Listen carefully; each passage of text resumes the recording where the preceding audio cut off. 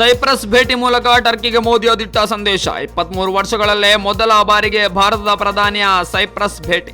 ಪ್ರಧಾನಿ ನರೇಂದ್ರ ಮೋದಿ ಅವರು ಸೈಪ್ರಸ್ಗೆ ಭೇಟಿ ನೀಡಿದ್ದು ಅಲ್ಲಿನ ಅತ್ಯುನ್ನತ ನಾಗರಿಕ ಗೌರವವನ್ನು ಸ್ವೀಕರಿಸಿದ್ದಾರೆ. ಇದು ಕಳೆದ 23 ವರ್ಷಗಳಲ್ಲೇ ಭಾರತೀಯ ಪ್ರಧಾನಿಯೊಬ್ಬರು ಸೈಪ್ರಸ್ಗೆ ನೀಡಿದ ಮೊದಲ ಭೇಟಿಯಾಗಿದ್ದು ರಾಜತಾಂತ್ರಿಕವಾಗಿ ಮಹತ್ವದ್ದಾಗಿದೆ. ಆಪರೇಷನ್ ಸಿಂಧೂರ್ ವೇಳೆ ಪಾಕಿಸ್ತಾನದ ಪರ ನಿಂತ ಟರ್ಕಿಗೆ ದಿಟ್ಟ ಸಂದೇಶವನ್ನು ರವಾನಿಸುವ ಸಲುವಾಗಿಯೇ ಮೋದಿ ಸೈಪ್ರಸ್ಗೆ ಭೇಟಿ ನೀಡಿದ್ದಾರೆ ಎಂದು ವಿಶ್ಲೇಷಿಸಲಾಗ್ತಾ ಇದೆ. ಟರ್ಕಿ ಮತ್ತು ಸೈಪ್ರಸ್ ಪರಸ್ಪರ ವಿರೋಧಿ ರಾಷ್ಟ್ರಗಳಾಗಿದ್ದು 1974ರಿಂದ ಸೈಪ್ರಸ್ ದ್ವೀಪದ 1/3 ಭಾಗವನ್ನು ಆಕ್ರಮಿಸಿಕೊಂಡ ಆರೋಪ ಟರ್ಕಿ ಮೇಲಿದೆ. ಅಧ್ಯಕ್ಷ ನಿಕೋಸ್ ಕ್ರಿಸ್ಟೋಡಲೌಸ್ ಅವರ ಆಹ್ವಾನದ ಮೇರೆಗೆ ಸೈಪ್ರಸ್ ಭೇಟಿ ನೀಡಿದ ವೇಳೆ ಮೋದಿ ತಮ್ಮ ಜೊತೆಗೆ 100 ಮಂದಿಯ ನಿಯೋಗವನ್ನು ಕೂಡ ತೆಗೆದುಕೊಂಡು ಹೋಗಿದ್ದಾರೆ.